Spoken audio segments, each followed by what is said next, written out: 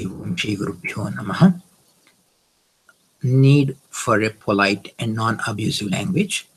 I'm going to refute the arguments of Dr. Zakir Naik and the ilk, people of the same kind. So in that, I'll be conducting several parts. This is part 1. Dr. Zakir Naik and ilk had been successfully utilizing polite and non-abusive language and maintaining calm and cool attitude, and many respondents to him are also doing that, but there are a few who indulged in a rash and non-polite language that is not good and need to be avoided. In any dialogue or discussion, it is of paramount importance that one uses very polite and non-abusive language. Why is that so? The following are some of the reasons for not using abusive language. First and foremost, it is against the debate rules. And then secondly, it indicates that the person using the abusive language failed in the arguments and had no answers. Thus, it indicates frustration. Note the famous adage, when arguments fail, abuses begin. So that's not good. So then thirdly, it discourages the other side from listening. So a major purpose is lost. We want the other side to listen. Then the fourth point is it hurts the feelings of some people, and those who are neutral also get discouraged from listening. That's not good either. And then next is the one losing temper will also lose the ability for logical thinking, and so gets into the vicious circle of entering weaker arguments that leads to frustration, which leads to desperation, which leads to more mistakes, which leads to further weak arguments. This means that the person enters a vicious circle and ends up in a quagmire. So that's not good. So note that this is not only it's not only quite possible to indulge in polite discussion, but it is desirable too.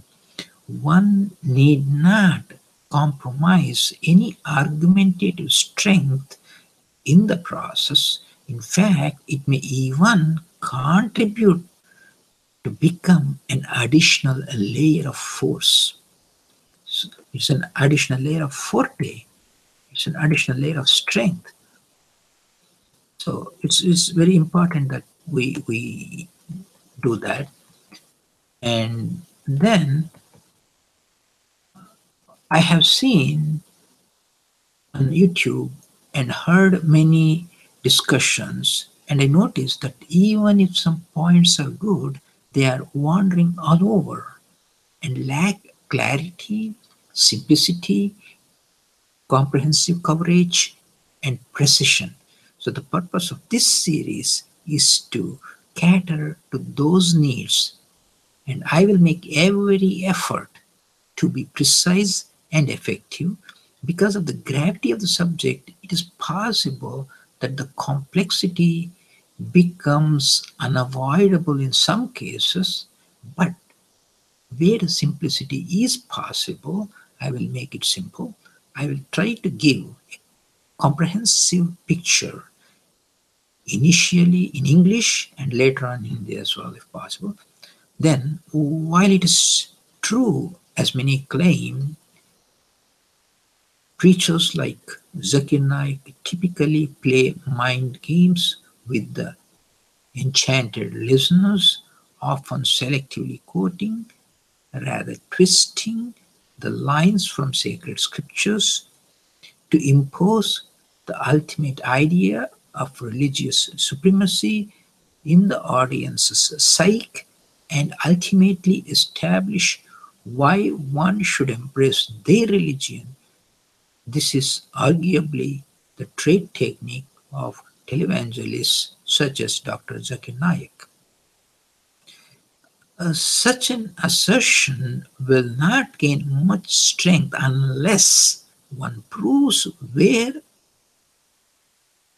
the quotes are partial, where things are twisted, and where the logical flaw is there. Here, no, like no, we have to do that. So mere hand waving and general protests will get ignored most of the time unless we provide enough justification.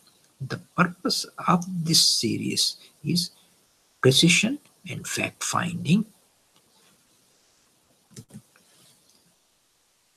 Sri Krishna Arpanamastu.